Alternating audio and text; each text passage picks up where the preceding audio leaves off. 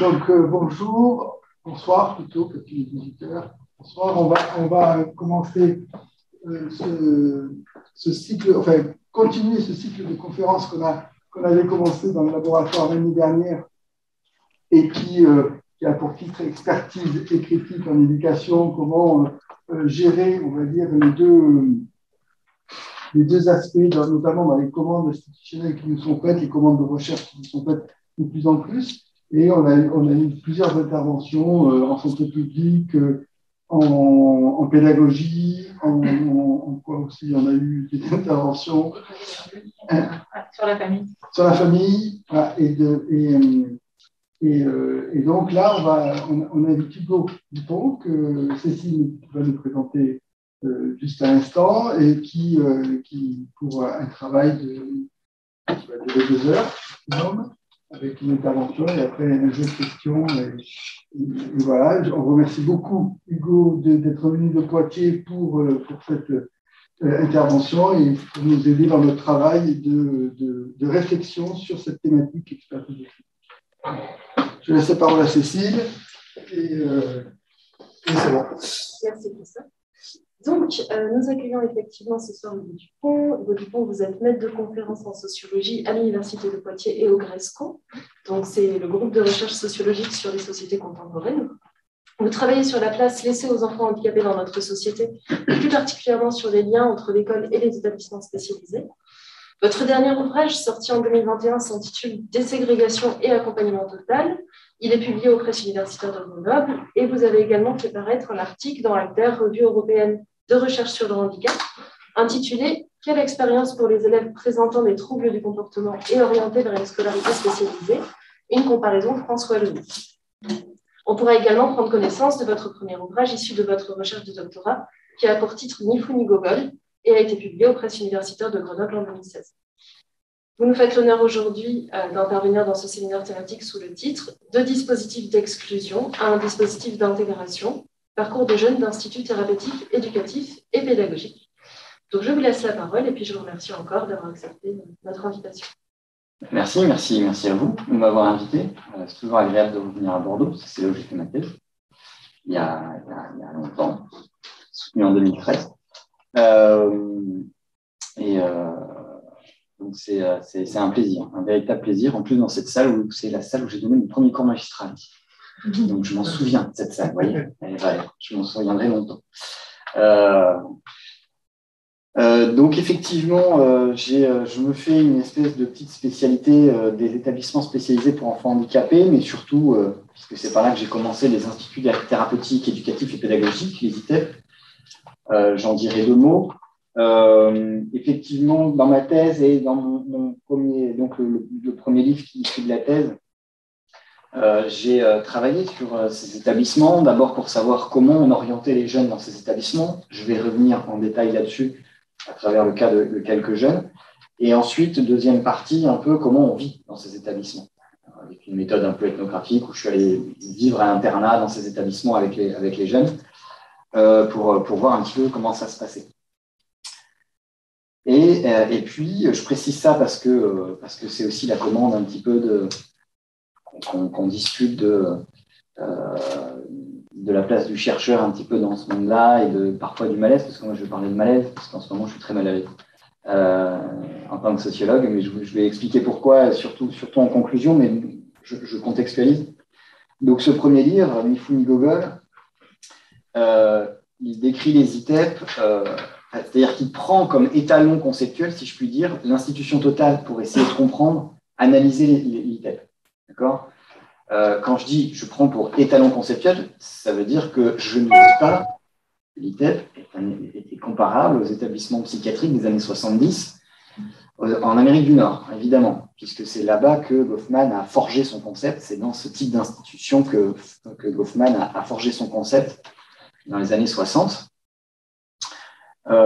Mais il se trouve que Goffman a laissé une porte très ouverte avec ce concept, c'est-à-dire qu'il le forge à partir de l'observation des établissements psychiatriques, mais il nous dit, sans les avoir forcément observés, que ça peut s'appliquer aux sous-marins, que ça peut s'appliquer aux monastères, que ça peut...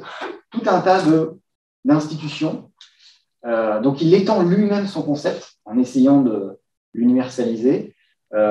Et de fait, c'est un concept qui a très bien marché.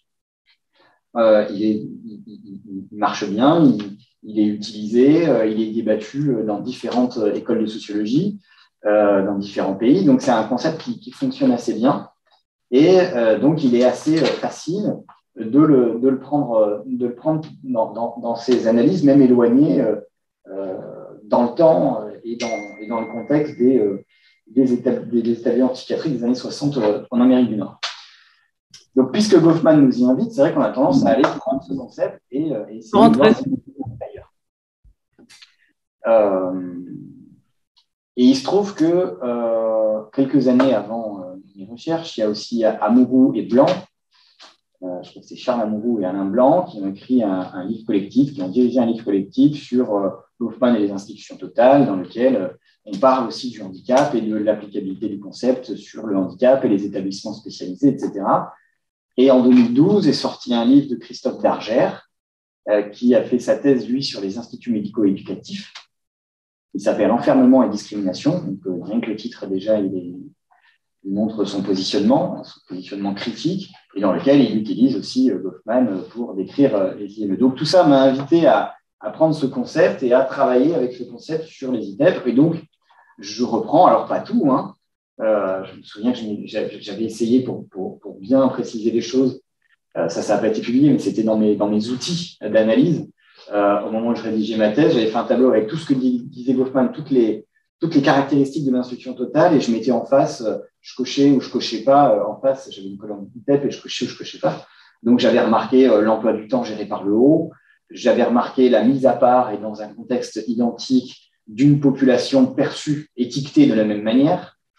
J'avais perçu l'impossible isolement, j'avais perçu, bon voilà, certaines choses qui font que, et c'est un article, et je l'avais d'abord travaillé pour un article dans Lien social et politique, vous pouvez aller voir si vous avez la flemme de lire le livre, parce que je comprends, on n'a pas le temps. Donc dans Lien social et politique, voilà, je prends l'institution totale comme concept pour essayer d'analyser les ITEP, tout en disant évidemment que ça n'y correspond pas parfaitement. Et puis est venue en 2017 une circulaire du secrétariat d'État aux personnes handicapées qui impose, après des décennies d'incitation, mais qui n'ont pas fonctionné, je pourrais y revenir. C'est-à-dire qu'en fait, depuis les années 80, il y a des circulaires de l'éducation nationale, il y a des textes internationaux, il y a que ce soit l'UNESCO avec la déclaration de Salamanque, par exemple, de 94, avec l'Union européenne en 2010, qui parle de désinstitutionnalisation des enfants handicapés et qui dit que les États doivent sortir les enfants des établissements spécialisés. Et là, on est en 2010, etc. Donc, on a tout un tas de textes comme ça qui remontent aux années 70. Je pourrais en citer d'autres, hein, mais c'est pour vous dire, et puis qui sont internationaux, européens, nationaux, et qui disent que la place des enfants, elle est à l'école ordinaire et non pas en établissement spécialisé. Que ces établissements, ils sont discriminants, stigmatisants, isolants, et que le mieux, c'est que tous les enfants vivent ensemble dans une même école, et qu'après tout, en 1881, quand Jules Ferry sort sa loi, il y a écrit tous les enfants. Ça n'est qu'après, en fait, à partir du début du XXe siècle, on va commencer à séparer ceux dont on ne savait pas quoi faire, mais au départ, c'est tous les enfants. Et donc arrive en 2017 donc, toutes ces incitations. Dès les années 80, on parle de passerelles nécessaires entre le spécialisé et l'ordinaire, etc. Tout ça ne fonctionne pas. C'est-à-dire qu'on arrive en 2014 à une situation où le nombre de jeunes orientés en établissement spécialisé ne baisse pas. Il n'augmente plus depuis environ les années 90, mais il ne baisse pas. Ce qui signifie d'ailleurs au passage que quand les ministres, chaque année, arrivent, quels que soient les ministres, hein, celui-là comme les autres, en disant l'école est toujours plus inclusive parce qu'elle accueille toujours plus d'enfants handicapés. Non, ce n'est pas l'école qui accueille toujours plus d'handicapés, c'est qu'il y a de plus en plus d'enfants handicapés. Il n'y en a pas moins qui sont exilés. Donc, l'école n'est pas plus accueillante. Par contre, elle handicapise plus. Vous voyez ce que je veux dire?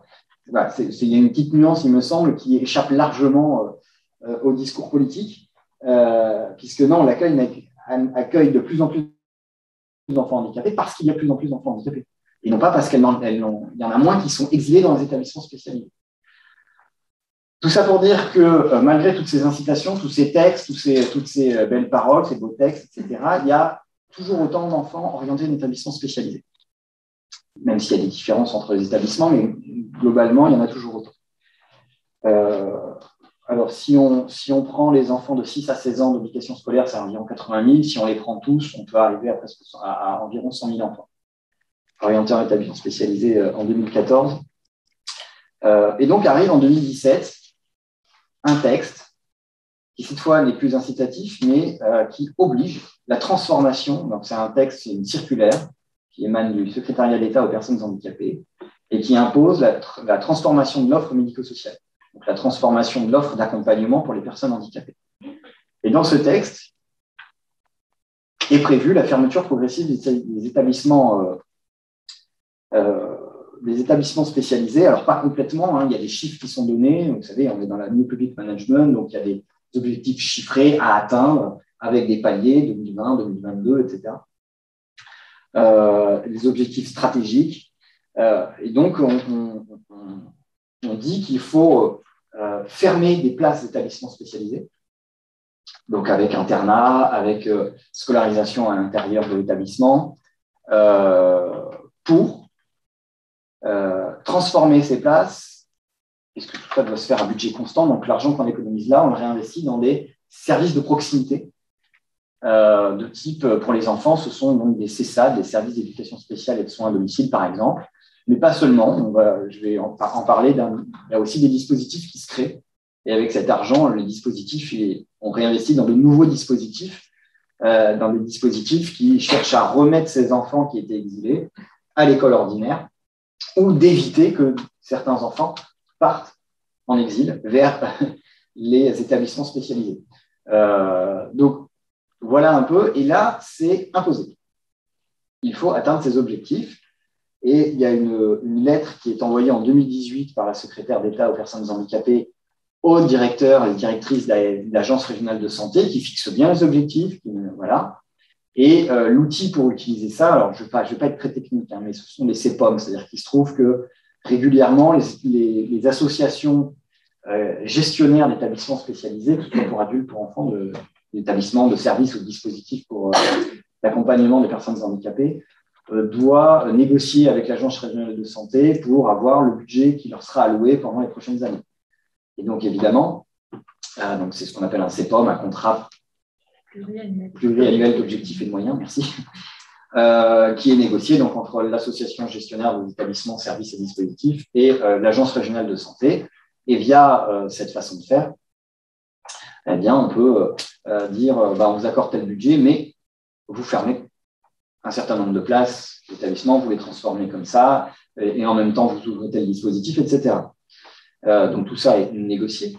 Mais en fait, c'est une politique publique qui s'impose par le haut. Et c'est ça qui a donné l'objet à mon deuxième livre, puisque voilà, je cherchais, après le livre sur les ITEP, à me dire, bon, qu'est-ce que je vais raconter maintenant que j'ai à peu près dit tout ce que j'avais à dire sur les ITEP, même si, et Florence l'a bien montré, il reste encore beaucoup de choses à dire sur les ITEP, heureusement. Et je suis tombé sur cette circulaire, je me suis dit, tiens, voyons comment ça s'applique. Et donc ça, c'est l'objet du deuxième livre, comment s'applique cette fermeture progressive. Alors, c'est une politique, j'analyse évidemment pas en termes de chiffres, parce que c'était trop récent encore, pour dire que c'était véritablement efficace, qu'effectivement, il y a de moins en moins d'enfants orientés, etc. Ça, on le saura plus tard. Il faut attendre sur au moins le moyen terme pour le savoir, mais de voir un petit peu comment ça s'imposait, comment c'était reçu par les acteurs sur place, par les professionnels de l'accompagnement, que tout à coup, on leur dit, bon, écoutez, il faut tout le travail que vous faites en établissement, en fait, c'est pas bien, il faut faire autrement, et on vous impose de faire autrement. Je vais très vite, hein, beaucoup trop vite. Mais voilà un petit peu l'idée de mes recherches et où j'en suis dans mes recherches, à l'issue, effectivement, de la sortie du livre qui est très récente. Voilà, je contextualise tout ça pour vous dire que j'ai écrit un premier bouquin dans lequel je parle d'institution totale, d'isolement social, de mise à l'écart, donc de ségrégation, etc. Et puis arrive une politique publique qui cherche justement à déségréguer. Et je suis malgré tout un peu critique. Et c'est là où je vais conclure là-dessus. Je vais vous montrer mon cheminement. Et c'est là où je conclurai sur le malaise qu'il y a à ça, et je vous expliquerai pourquoi je suis mal à l'aise. Donc voilà pour le contexte. Maintenant, pour ce que je vais vous raconter aujourd'hui. Donc je vais avoir deux parties. D'abord, effectivement, vous montrer comment on oriente un enfant en ITEP. D'accord. Et puis, deuxième partie, à travers l'analyse d'un nouveau dispositif très récent, comment on le renvoie à l'école. Justement, du fait de cette injonction à la fermeture progressive des établissements spécialisés. Donc d'abord sur les ITEP. Donc, ce sont des enfants qui sont réputés présenter, je cite, des difficultés psychologiques dont l'expression, notamment l'intensité des troubles du comportement, perturbe gravement la socialisation et l'accès aux apprentissages. Les ITEP, c'est environ 16 000 places en 2018. 15 980 pour être précis. Et donc, qui accueillent des enfants, des adolescents, des jeunes adultes, puisque c'est de 6 à 20 ans.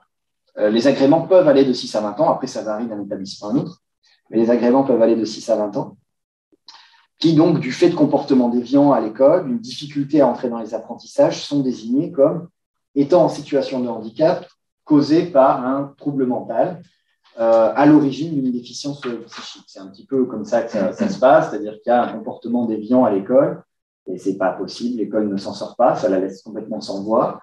Et donc, l'enfant est diagnostiqué sur le plan psychologique, voire psychiatrique, orienté vers la maison départementale des personnes handicapées qui, in fine, propose une orientation en établissement spécialisé, donc en ITEP.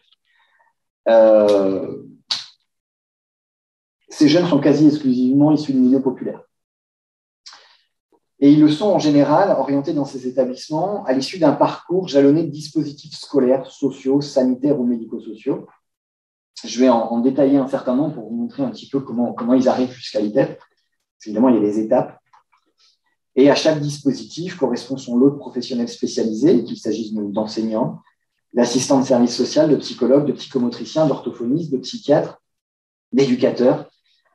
Et je vais essayer de montrer comment chaque dispositif apporte une nouvelle étiquette qui se cumule entre elles jusqu'à ce que l'orientation en ITEP soit inévitable. Et donc, jusqu'à récemment, moi, quand j'ai étudié, donc il y a un peu plus de 10 ans maintenant, il y a une dizaine d'années, les ITEP, j'ai commencé en 2010, donc ça fait 10 ans. L'ITEP, c'était un petit peu l'aboutissement de ce parcours institutionnel. Passer de dispositif en dispositif jusqu'à l'ITEP, et c'était un petit peu l'aboutissement, puisque finalement, relativement rares étaient ceux qui parvenaient à faire le chemin inverse de l'ITEP à l'école ordinaire. Mais avec cette préoccupation de l'inclusion des enfants handicapés, de la fermeture progressive des établissements spécialisés pour renvoyer les enfants à l'école ordinaire, eh bien, l'établissement devient une étape dans le parcours des jeunes, en tout cas en théorie, l'ITEP doit devenir une étape, puisque l'objectif doit être le retour à l'école ordinaire.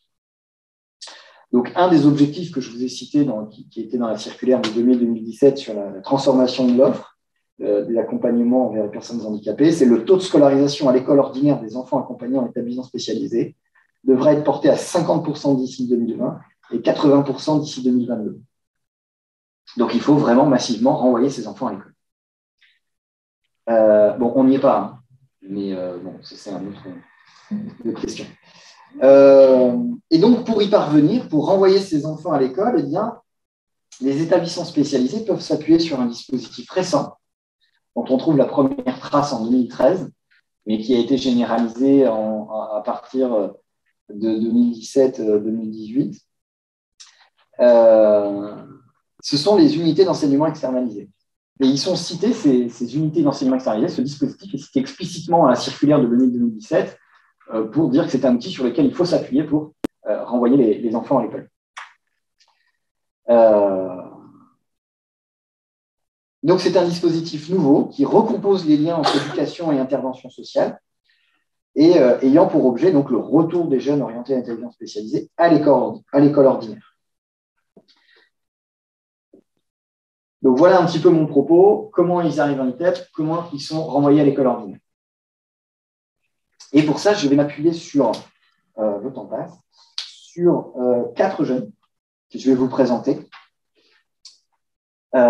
en première partie, donc une première partie qui est l'occasion de présenter des enfants et des adolescents au parcours social, médical, scolaire, qui est construit, qui est jalonné de différents dispositifs.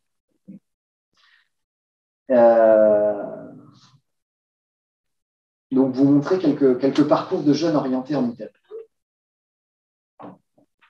Alors, je vais commencer par Anthony. Anthony a 16 ans. Il est accompagné en ITEP depuis ses 11 ans. Donc, ça fait 5 ans. Ses parents sont séparés, sans emploi. Il a 2 demi-frères et sœurs de 23 et 22 ans, nés d'une première union de sa mère, un petit frère de 9 ans et un autre demi-frère de 4 ans, né d'une troisième union. Depuis l'âge de 7 ans, Anthony est confié à l'aide sociale à l'enfance et à l'âge de 10 ans, il est pris en charge en centre médico-psychologique, donc en CMP, et il est déscolarisé. Donc, premier dispositif, le CMP, qui vient en plus de l'institution aide sociale à l'enfance. Pour lui permettre de retrouver un accompagnement scolaire aussi partiel soit-il, l'aide sociale à l'enfance demande l'année d'après à la maison des personnes handicapées l'orientation d'Anthony vers un service d'éducation spéciale et de soins à domicile, donc un CESAD, deuxième dispositif. Et puis, d'un ITEP, quelques mois plus tard, où il bénéficie aussi d'un accompagnement thérapeutique. Ça, c'est Anthony. Bastien, il a 13 ans quand je le rencontre. Il est accompagné par un ITEP depuis 2 ans, et pareil, depuis l'âge de 11 ans. Son père est décédé et sa mère est serveuse en restaurant. Ses 2 demi-sœurs de 9 et 13 ans et lui ont chacun un père différent. Depuis son entrée en CE1, donc à l'âge de 7 ans, et jusqu'au CM2, dernière classe ordinaire qu'il a fréquentée, il bénéficiait donc de l'aide d'une assistante de vie scolaire, une AVS, et d'une unité localisée d'inclusion scolaire, une ULIS.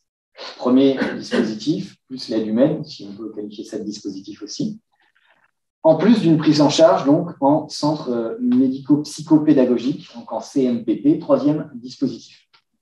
Il est alors partiellement déscolarisé à mi-temps, et l'année suivante, il est orienté en ITEP. Gauthier a 11 ans, donc on a Anthony, Bastien, maintenant Gauthier, 11 ans, il est accompagné par un ITEP depuis 3 ans. Sa mère est ouvrière dans l'agroalimentaire et son père est sans emploi. Il a une sœur de 13 ans, et dès son entrée en CE1, il est suivi par un CMPP. En CE2, il est orienté vers une ULIS, donc CMPP, ULIS, deux dispositifs, et scolarisé à mi-temps pour permettre son accompagnement 3 demi-journées par semaine par un CESAD, troisième dispositif. Ce dernier proposera son orientation en ITEP qu'il intégrera dès la rentrée suivante. Julien a 10 ans. Il est accompagné par un ITEP depuis 2 ans. Son père est maçon et sa mère est auxiliaire de vie. Dès la grande section de maternelle, il est accompagné par un premier dispositif qui est le réseau d'aide spécialisée pour les élèves en difficulté, le RASED. Lors de son CE1, un CMPP a pris le relais du RASED, deuxième dispositif, et enfin, il intègre l'ITEP l'année suivante. Donc, ces exemples vont nous servir un petit peu à tenter de comprendre la façon dont des dispositifs participent à la construction de parcours de jeunes issus du milieu populaire. Leur biographie présente les traces donc, au choix d'un RASED, d'une ULIS, d'un CMPP, d'un CMP, d'un CESAD. Des dispositifs qui ne sont pas du tout exclusifs les uns des autres, vous aurez compris, et qui peuvent se cumuler de manière synchronique ou diachronique.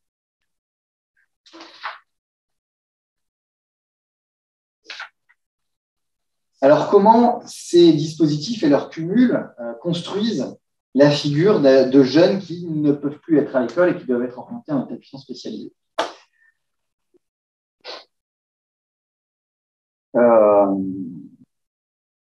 D'abord, on peut se concentrer sur l'étiquette que chacun de ces dispositifs impose à l'enfant, comment on labellise les enfants, comment chaque dispositif labellise l'enfant qui l'accompagne. Puisque les dispositifs sont des lieux où s'accompagnent, se qualifient les enfants par un label, comme le dirait Howard Becker. Chacun apporte tour à tour de nouvelles étiquettes, et en fait, ces étiquettes, elles vont se cumuler. Et c'est l'ensemble de ces étiquettes cumulées qui vont former la figure de l'enfant dont l'ITEP est le recours, qui lui ira mieux.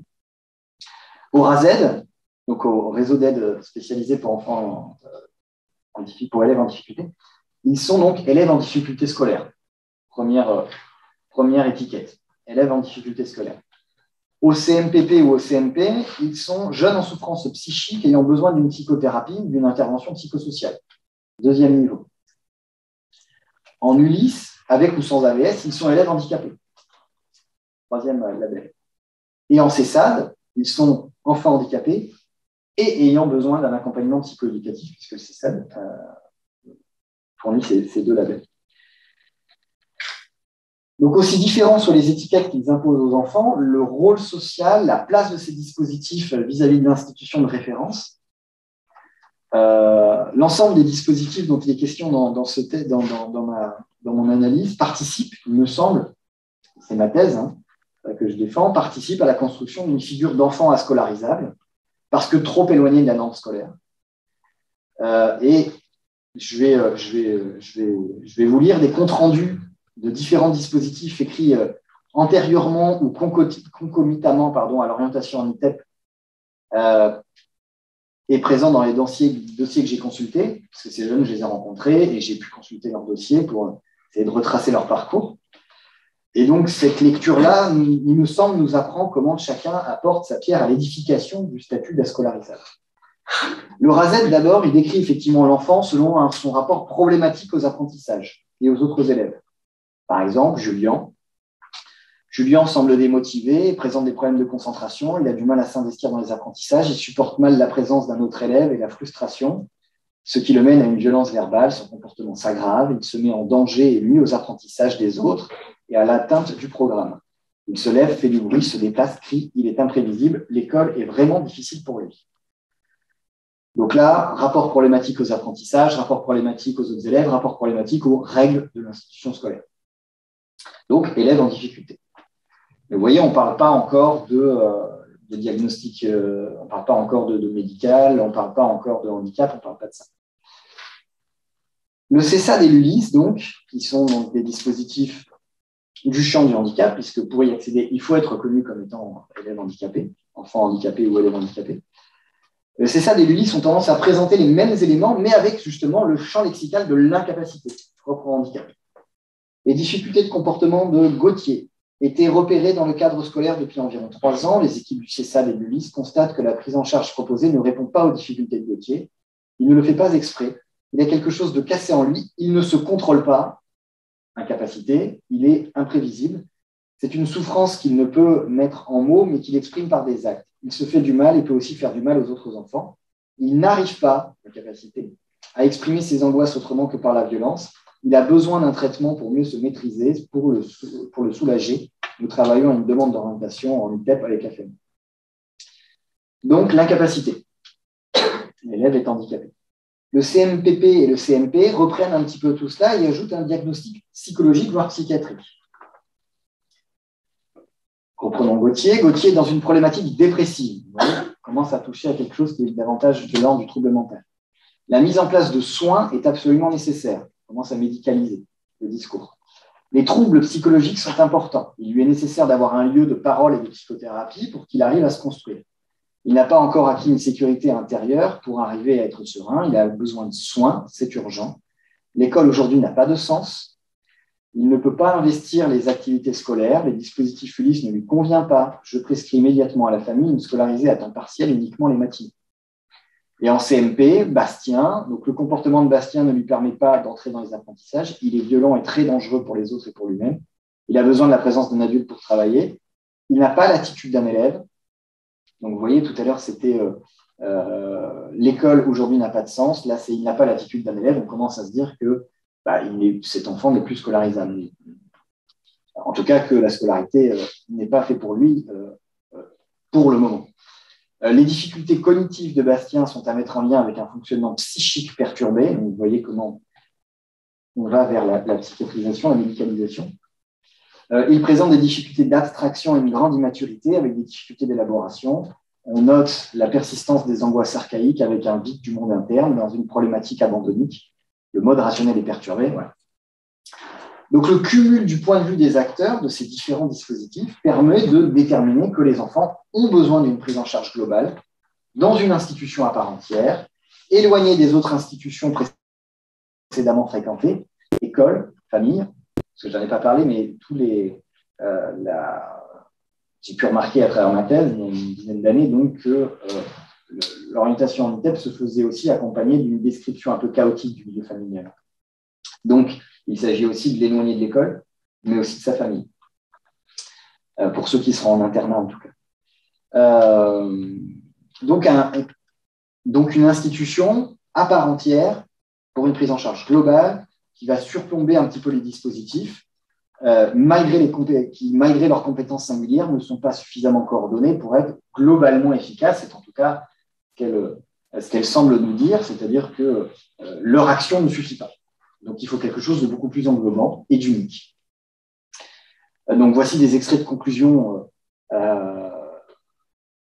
Afin d'aider Anthony à continuer à progresser, il est nécessaire de lui offrir une scolarisation dans une structure sécurisante et contenante. Donc, c'est l'ITEP.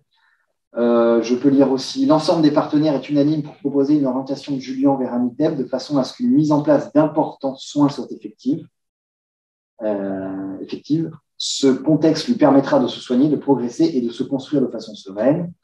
Au vu de ces observations, il nous paraît pertinent d'envisager un accueil dans un établissement regroupant tous les axes de prise en charge et lui offrant un cadre unique, contenant et sécurisant. Donc, vous voyez comment l'ITEP permet cette globalité de prise en charge en réunissant dans une seule et même institution finalement toutes les actions des dispositifs qui sont intervenus précédemment auprès des enfants, puisque l'ITEP soigne, scolarise, compense le handicap de ces jeunes, à la fois en difficulté scolaire et handicapés parce que diagnostiqués sur le plan de la santé mentale.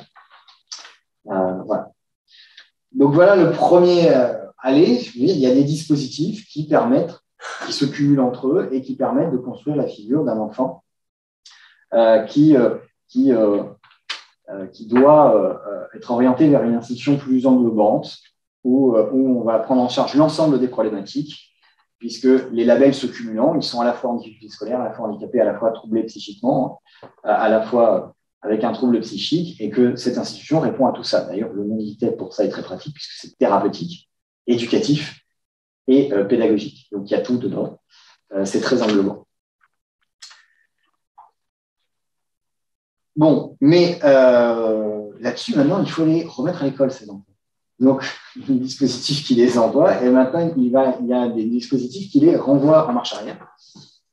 Et donc, le second moment du raisonnement va présenter donc l'unité d'enseignement externalisée. Je vais m'attarder un peu sur ses origines, sa logique, ses objectifs, son fonctionnement, et puis sur ses effets sur les trajectoires des jeunes orientés en ITEP qui sont choisis pour profiter de ce dispositif.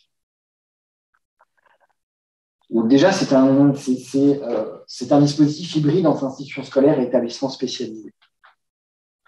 C'est-à-dire qu'en fait, pour expliquer un peu le nom aussi, les élèves en établissement spécialisé, les enfants en établissement spécialisé sont, pour un certain nombre d'entre eux, scolarisés au sein de l'établissement dans ce qu'on appelle une unité d'enseignement. Je ne dis pas que c'est une classe, on appelle ça une unité d'enseignement. Donc tout ça est défini par un décret du 30 décembre 2005, mais je vous passe les détails. Le 4 juillet 2013, dans un rapport intitulé « La scolarisation des élèves en situation de handicap », la DGESCO, donc la Direction générale de l'enseignement scolaire, souhaitait, je cite, « expérimenter dans les établissements volontaires et avec l'appui d'associations partenaires une relocalisation d'unités d'enseignement à l'intérieur des établissements scolaires avec l'accompagnement des plateaux techniques. » Et c'est ça qu'on appelle une unité d'enseignement externalisée. C'est-à-dire, on prend une unité d'enseignement de l'établissement spécialisé et on la délocalise au sein d'un établissement scolaire ordinaire. Alors aujourd'hui, il en existe du primaire au lycée, un primaire collège lycée. Hein. C'est un dispositif qui s'adapte au type d'établissement. Et on y envoie l'enseignant spécialisé qui auparavant enseignait au sein de l'ITEP et un ou une éducatrice. Un éducateur ou une éducatrice. Donc, en fait, c'est du personnel de l'établissement spécialisé qu'on délocalise en même temps qu'on délocalise l'unité d'enseignement. Donc, on ne change pas l'équipe, si vous voulez. Et ils vont prendre place au sein de l'établissement scolaire ordinaire avec entre 5 et 8 élèves, entre 5 et 8 enfants qui, donc, ne sont plus scolarisés au sein de l'établissement spécialisé, mais au sein d'un établissement scolaire ordinaire via ce dispositif. Donc, il y a une salle qui doit être dédiée à ce dispositif au sein de l'établissement dans lequel il y a des regroupements de ces élèves et ces élèves peuvent aussi aller, donc ce qu'ils appellent en inclusion, dans les classes ordinaires. Ça fonctionne un peu comme les Ulysse, à la différence que les Ulysse, les élèves sont de la 5e B, si vous voulez, et peuvent aller de temps en temps se regrouper dans la salle dédiée au dispositif Ulysse. Là, les enfants sont de l'ITEP, donc de l'unité d'enseignement, et peuvent de temps en temps aller en classe ordinaire. Bon, dans le fonctionnement quotidien, ça ne change pas grand-chose. Et puis surtout, ce qui est amusant, c'est que ce que je viens de vous décrire, c'est-à-dire de faire partie d'une classe à part et de temps en temps d'aller en classe ordinaire, c'est exactement ce qu'on faisait à l'époque des CLIS et des UPI. Et c'est pour ça qu'on les a changés en Ulysse. Et que créer le dispositif Ulysse, ça a permis justement d'avoir cette nuance que l'enfant était d'abord de la classe ordinaire et pouvait aller ensuite, de temps en temps, en classe externe, en classe spécialisée, en Ulysse. Donc finalement, j'ai l'impression qu'on a réinventé les CLIS, mais pas avec le même personnel, parce que ce n'est pas du personnel de l'éducation nationale. Il y a l'éducateur qui vient de... voilà. Donc l'externalisation des unités d'enseignement est explicitement citée, comme je vous disais, dans la circulaire de 2017, comme faisant partie, je cite, des nouveaux dispositifs qui ont été créés ou reconnus afin de faciliter le parcours des personnes et de compléter la palette de l'offre dans les différentes dimensions de la vie, scolarisation, emploi, accompagnement. Donc, pour ce qui est de scolarisation, les unités d'enseignement externalisées sont explicitement citées. Donc, vous l'avez compris, l'objectif, c'est que l'enfant ne soit pas scolarisé uniquement en intérieur spécialisé, mais de permettre qu'il puisse revenir vers une scolarisation en milieu scolaire ordinaire. Donc, ils ont d'abord été expérimentés, puis généralisés, et aujourd'hui, ils se multiplient.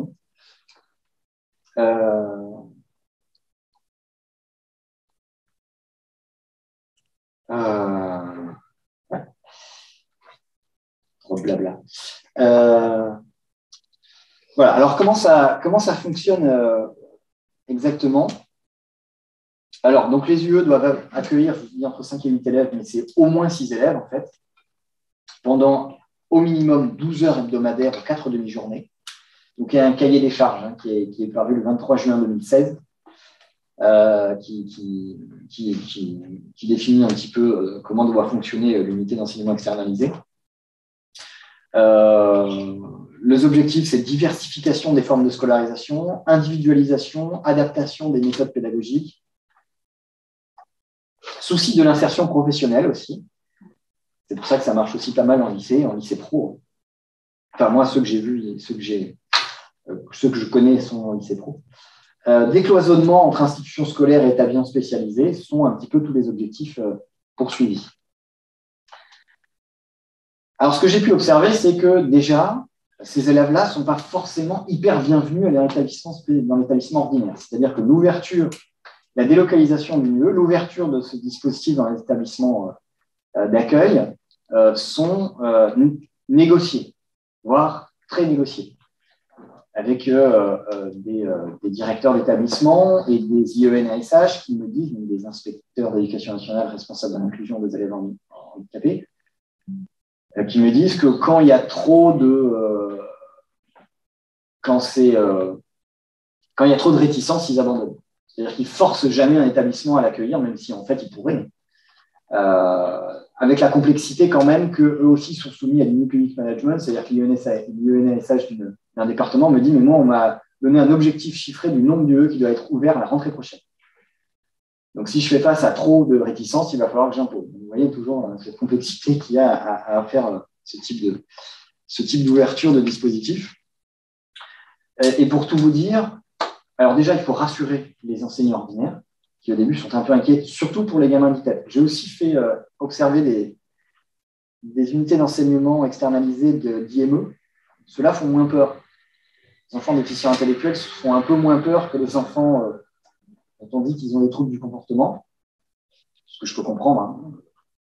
Ils sont assez fatigants, objectivement fatigants. Et donc, le premier travail, c'est un petit peu de les rassurer. Il y a de l'inquiétude qui est exprimée par les enseignants. J'ai suivi l'ouverture dans une école primaire, et j'ai pu voir si une école primaire rurale, petite école, il y a à peine 100 élèves de la petite section au CM2. Bon, ils n'avaient pas envie de dire non parce qu'ils trouvaient que c'était voilà, il y avait aussi de l'éthique, des valeurs qui étaient derrière. Donc, la directrice ne voulait pas dire non. Elle trouvait que c'était quand même un beau projet, que oui, il fallait tout le monde prendre sa part à l'inclusion. Mais voilà, il y avait de l'inquiétude dans les discussions qui était intéressante à suivre. Crainte de ne pas pouvoir faire classe avec une égale attention à tous les élèves.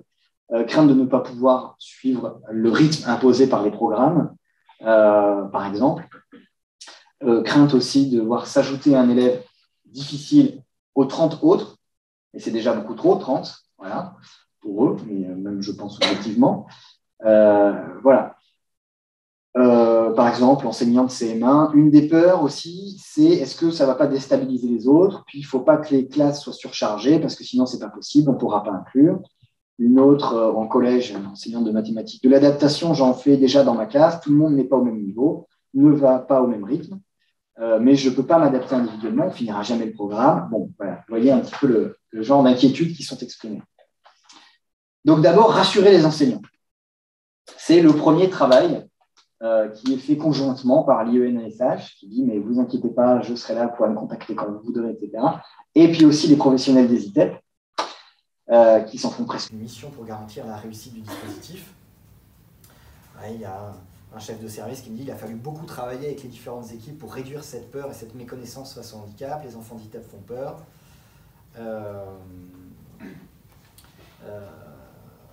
À nous de construire les dispositifs qui vont faire que ça va faire du lien avec les autres, à nous de mettre ça en place. L'école ne va pas le faire d'emblée, donc elle ne va pas dire « Ah bah super, je vais t'en prendre, je vais te prendre 2 enfants dans ma classe », ça ne se fait pas comme ça. C'est un travail de tous les jours pour pouvoir construire quelque chose, parce qu'ils ne seraient même pas obligés à la limite de nous accueillir. Après, à nous de construire les conditions pour qu'il se joue quelque chose pour les jeunes. Donc une prise en compte de l'inquiétude exprimée par les enseignants de l'école ordinaire, qui se traduit donc aussi par un tri, une sélection des jeunes qui peuvent profiter de ce dispositif. Mais juste avant de parler de ça, avant que j'oublie, il y a aussi des négociations qui se jouent là dans les coulisses totales, dans du off complet. Par exemple, un collège a fini par accepter une unité d'enseignement externalisée parce qu'il y avait une classe de 5e qui était susceptible de fermer, on lui a promis qu'on ne la fermera pas. Voilà aussi quel genre de négociation peut se faire. Cette école rurale dont je vous parlais, elle était limite sur une classe en primaire. Eh bien pareil, si vous les accueillez, on ne va pas vous fermer la classe. Bon, sauf qu'il suffit que la personne change et 3 ans après, on leur a quand même fermé la classe. Donc ils l'avaient un peu... voilà. C'était un peu difficile à vivre pour eux, mais voilà. Voilà aussi quel genre de négociations se font pour que ces jeunes puissent effectivement revenir à l'école ordinaire.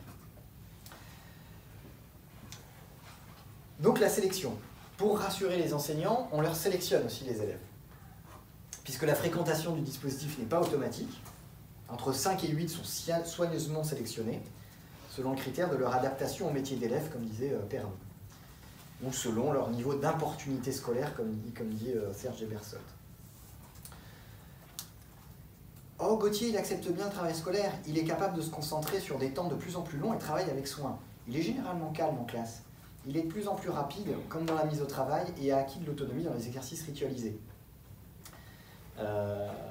Donc ça, ce sont des paroles qui sont dites par du personnel ITEP aux enseignants ordinaires. Il faut leur dire, ne vous inquiétez pas, il est calme, il sait se concentrer. Donc toutes ces petites compétences qui font le métier d'élève. Julien se montre très vite motivé par les apprentissages. Il peut travailler seul et aime mener son travail à son terme. Cela ne réussit pas toujours, mais il essaie d'être plus calme. Il se déplace moins sans permission, il prend moins la parole de façon intempestive. Cela se ressent dans son travail scolaire. Il est plus appliqué, prend davantage le temps pour réaliser ses exercices. Il commence à accorder davantage d'importance aux soins. Il a de bonnes relations avec l'adulte. Il est capable de les entendre lorsqu'ils interviennent et ne remet pas en cause leur autorité. Il est capable d'avoir une attitude très adaptée. Bon voilà, je vous passe d'autres choses. Et ce qu'on voit aussi, ce qu'on observe aussi dans les critères de sélection, c'est que les apprentissages, le niveau scolaire supposé ne rentre pas vraiment en compte.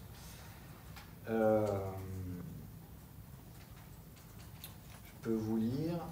En termes de comportement, il ne pose pas vraiment de soucis.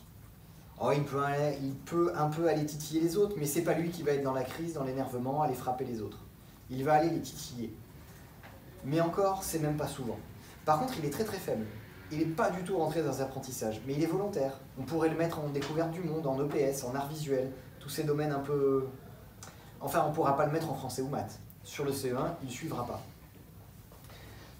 Voilà aussi comment ils sont sélectionnés. D'abord, sur le comportement, ils ne vont pas gêner.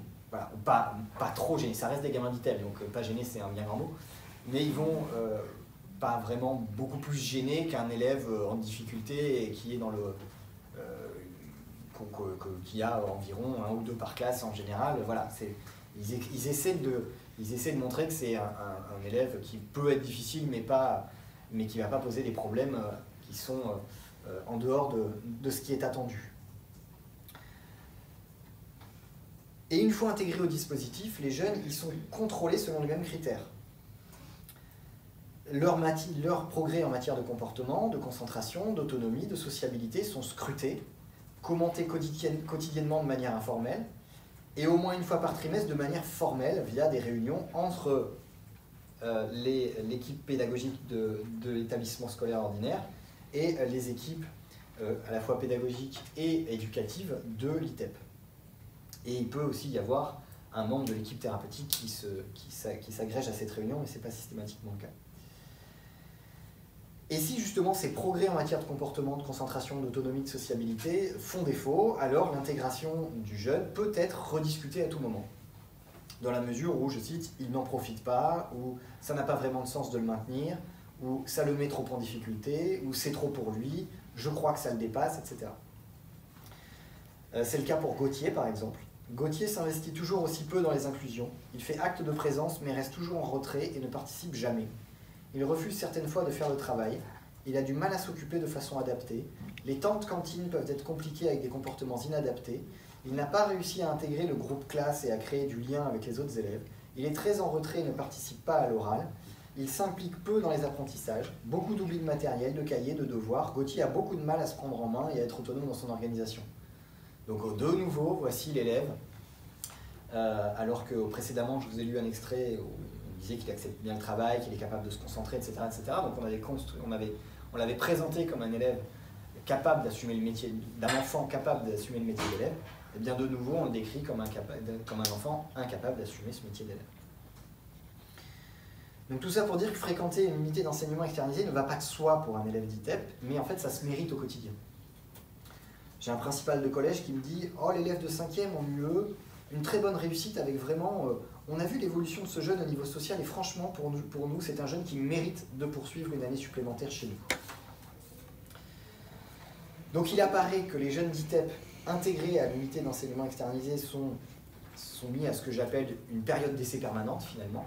C'est-à-dire que leur place ne va pas de soi à l'école en réalité, malgré les discours sur l'inclusion, malgré les statistiques à atteindre, malgré le dispositif qui est mis en place pour ça, malgré tout.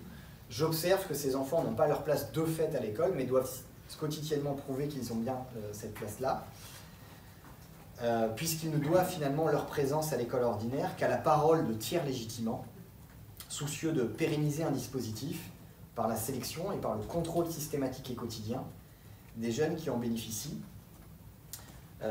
leur faisant donc de ce fait un peu injonction de travailler leur scolarisabilité, si je puis dire. C'est une référence à des collègues Typhon, Moati, Clément et Durand qui parlent, eux, d'injonction chez des jeunes précaires à travailler l'employabilité. Là, c'est un petit peu l'injonction à travailler leur scolarisabilité.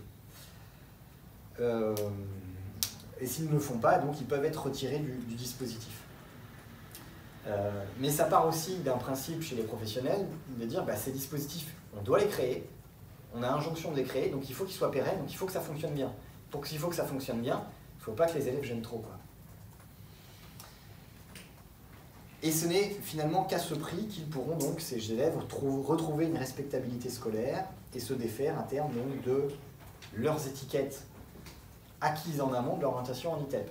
Parce que quand ils sont dans ce dispositif, même s'ils reviennent à l'école, vous aurez compris qu'ils ont toujours ces étiquettes. Ces étiquettes, elles sont toujours là. Par exemple, Anthony, qui fréquente désormais l'intégralité des cours de sa classe, de 3e en collège ordinaire, après 3 années d'intégration partielle via l'unité d'enseignement externalisé. Donc là, on a affaire à ce qui est présenté comme une réussite, puisqu'il est maintenant intégralement en 3e.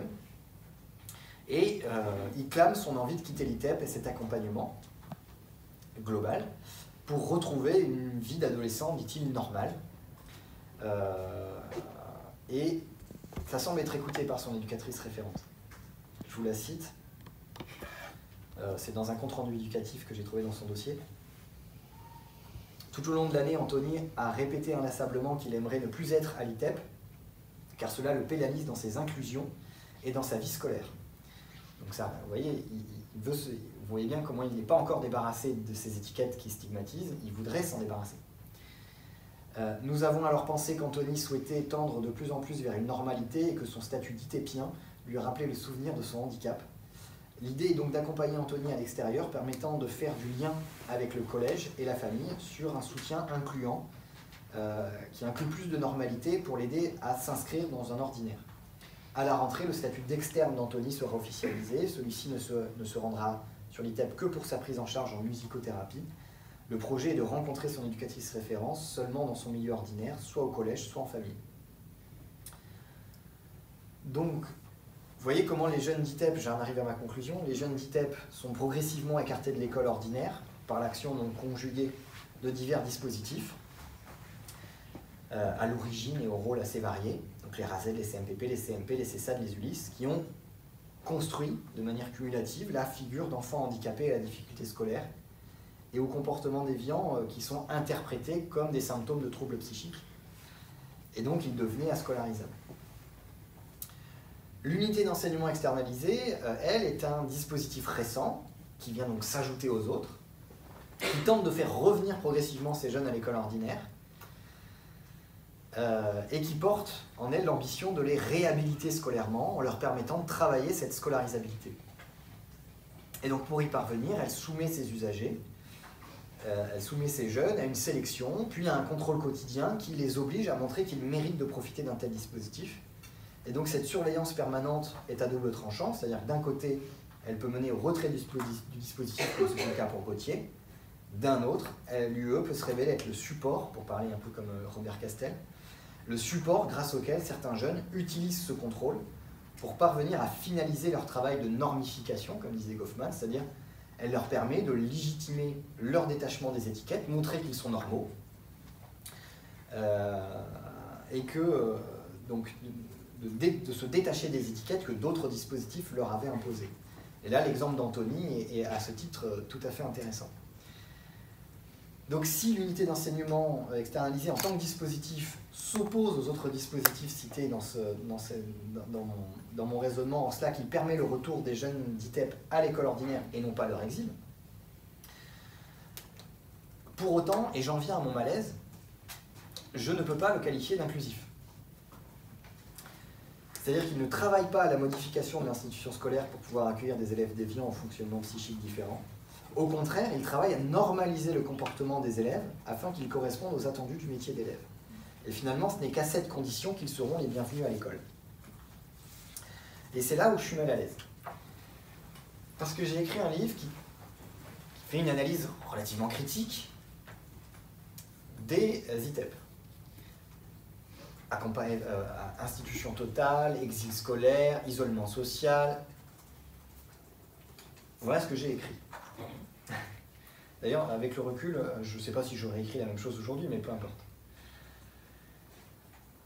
Et donc arrive là-dessus d'une politique publique qui dit on va ouvrir ces établissements, on va les réduire et on va remettre ces enfants à l'école ordinaire.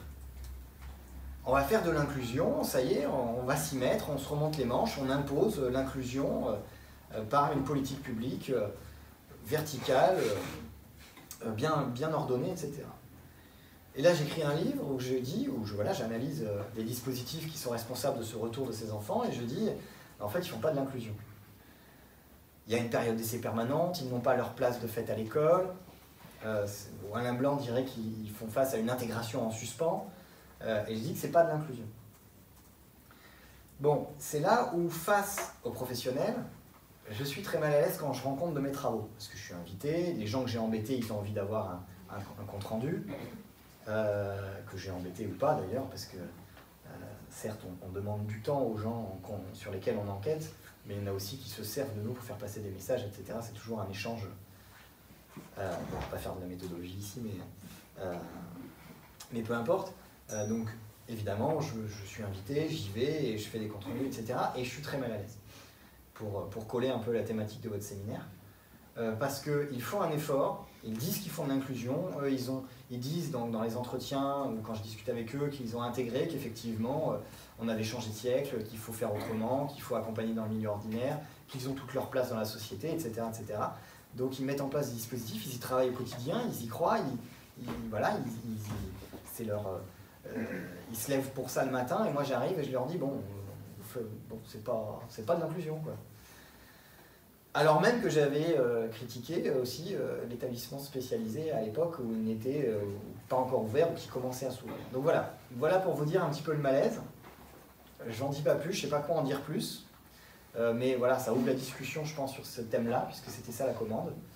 Donc le malaise du sociologue, qui depuis les années 70, alors c'est pas moi, depuis les années 70, j'étais pas né, mais voilà, on est sociologue, on doit embrasser un petit peu la totalité de notre histoire, qui depuis les années 70 critique les établissements, qu'ils soient psychiatriques, spécialisés pour personnes handicapées, ou même les prisons, etc.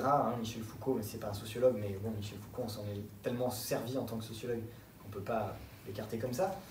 Tous ces types d'établissements-là ont été fortement critiqués depuis les années 60-70, et aujourd'hui qu'il y en a certains qui s'ouvrent, on est encore là sur la critique. Enfin, moi en tout cas, je suis assez mal à l'aise.